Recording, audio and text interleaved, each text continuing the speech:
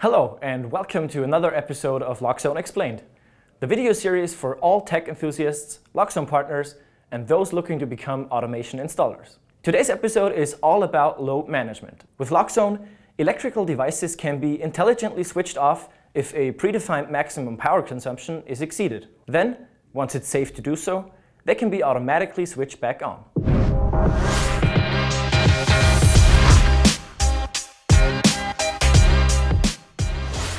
The maximum power available for a house or building will depend on its supply from the grid. In Germany and Austria, for example, 14.5 kilowatts is usually available for a residential home.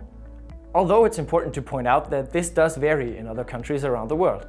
Of course, when you have electrical devices that consume a lot of power, such as car chargers, saunas, or induction hobs, and they're all wired in parallel, then the maximum consumption threshold may be reached sooner. For this reason, it is important to determine the required power of the electrical devices located in the building, and also to be able to intervene before the maximum consumption is reached. And this is where you can make use of the specifically developed new Load Manager function block in version 12.1 of Loxone Config. The Load Manager monitors the current load in a building and protects against overload. When the predefined maximum power limit is exceeded, the loads assigned to the function block are disconnected and locked according to a set priority. In order to achieve this, the devices can be controlled directly via the mini server or via one of our various supported interfaces. Before we take a look at how to configure this, we'd like to ask you something. Are you enjoying our video content and want to stay up to date with all our future videos? If that's the case, then make sure you're subscribed to the channel and let us know you like these videos by giving us a thumbs up.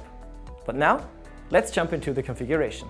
The new function block can be inserted via the drop-down or using the F5 search function.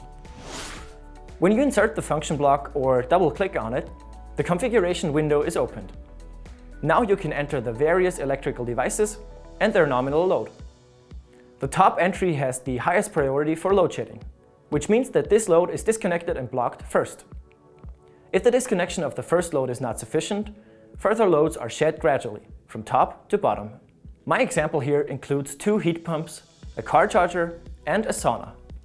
In this configuration window, up to 12 devices can be intelligently disconnected when necessary, which should be more than enough to protect against overload.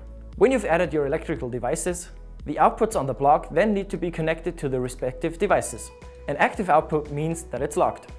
The new object locking feature, released in version 12, is ideal for this purpose. For example, the output responsible for the load shedding of the sauna is connected to the R input of the sauna block. If the load manager now disconnects the sauna in the event of an overload, the sauna function block is locked, and the app displays why this is currently not available. The status of the electrical devices is determined via the status inputs of the function block. Now, the status inputs are not mandatory. However, the status is displayed in the Loxone app when using the inputs. On top of that, you will be notified if the device is disconnected due to a potential overload. The current total power being used is transferred to the function block via the CP input. The max P parameter is used to define the maximum power capacity. The function block uses these two values to determine whether there is the potential of an overload and whether a load shedding is necessary. The IR meter reader air or a Modbus electricity meter are perfect for determining the total amount of power being used. Like always, these can be easily integrated into a Loxone system. And when sufficient power capacity is then available, the electrical devices are re-enabled in reverse order. We at Loxone would not be specialists in home and building automation if we didn't offer an appealing view in the app. In the app, the current overall power consumption, as well as the status of the individual electrical devices, is displayed in a clear and concise view. This was just a short overview of the Load Manager function block. Of course, much more can be done with this block to adapt it to the individual needs of your respective projects. If you aren't already a Loxone partner and you're interested in implementing intelligent energy management in your customers' projects, then check out the link in the description for more information on how to become a Loxone installer. Thank you for tuning in to this video in the Loxone Explained series. Be sure to subscribe to our channel so that you're always up to date with the latest news from Loxone. That's all for now though. Thanks for watching.